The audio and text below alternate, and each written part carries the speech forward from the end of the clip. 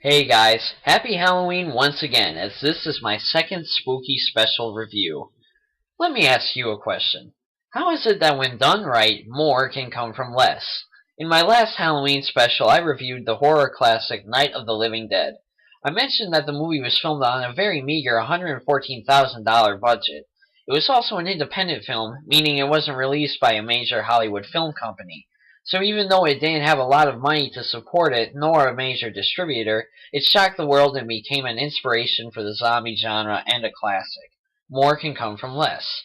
So, with a budget of $325,000, this independent horror film inspired a long line of slasher films and brought to life many of the cliches that would be found common in horror movies of the 70s and 80s. I'm talking about John Carpenter's cinemasterpiece, Halloween. Ever since its release in 1978, Halloween has become a cultural icon, being spoofed and ripped off, and being the first movie to showcase the maniac Michael Myers. This review may contain some spoilers, and I will say the word Halloween a crapload, so let's get started. This is Halloween. The movie begins on Halloween night, 1963, when a young boy named Michael Myers murders his older sister Judith. Flash forward to October 30th, 1978. Dr. Sam Loomis, played by Donald Pleasence, comes to visit his patient in the mental institution. But when his car is stolen at the gate, it turns out his patient has escaped. The next day, Haddonfield, Illinois, gets ready for the trick-or-treaters on Halloween Day.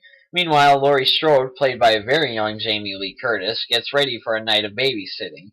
But something doesn't seem right when she sees a car follow her and a man staring and stalking her all day.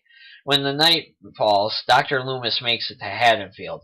It is revealed his patient is Michael Myers, and he's back for blood. As I mentioned, our leading lady is played by a young Jamie Lee Curtis in her very first film appearance. She does a great job as Laurie, a compassionate and likable babysitter. But when Michael Myers begins to strike, she takes her career to a new high, deeming her a scream queen. She also supplies us with some superb fake crying. Donald Pleasence, who can be recognized as Bond villain Ernst Stavro Blofeld in The President in Escape from New York, plays the aforementioned Dr. Sam Loomis. He does an excellent job in the role, portraying a man of ethics and psychology that is convinced Michael Myers is nothing but pure evil. He takes the role seriously, but also has fun with it. I love the scene when he scares a group of kids away from the old Myers house by whispering through the bushes. Laurie's friends, Ann and Linda, are played by Nancy Kyes and P.J. Souls. These two ladies were iffy at best. They were far too ditzy for my liking and got caught up in the far-out lingo of the 70s. Kyes seemed to like she was having no fun, and Souls was just too bubbly for me. They're both pretty girls, though. Maybe that's why they got the roles. I mean, you do see Linda topless before Michael strangles her. Michael is an enigma. His motives are not clear, and you question why he's doing this. His famous wardrobe consists of a boiler suit and a modified William Shatner mask, although you don't know that from watching the movie. He moves slowly in pursuit, relishing the hunt and kill. Now, the portrayer of Michael Myers is an enigma as well, because Michael wasn't played by one person. Young Michael is played by Will Sanding after his dad unmasks him. Tony Moran plays adult Michael when Laurie yanks off his mask. The majority of Michael is played by Nick Castle, although his role is credited as the Shape for some odd reason. There are more people, however, that play Michael throughout the film, for stunt work and such. It's even rumored that director John Carpenter played him at some point. This is an utterly freaky movie. John Carpenter deserves a big kudos for this. In fact, I had a hard time falling asleep last night. Most of the film is in the dark, with only dimly lit rooms, moonlight, and glowing jack-o'-lanterns for light. But it doesn't really matter, because even during the day it's tense. It creeped me out knowing that Michael Myers could stalk Laurie and vanish from sight even in broad daylight.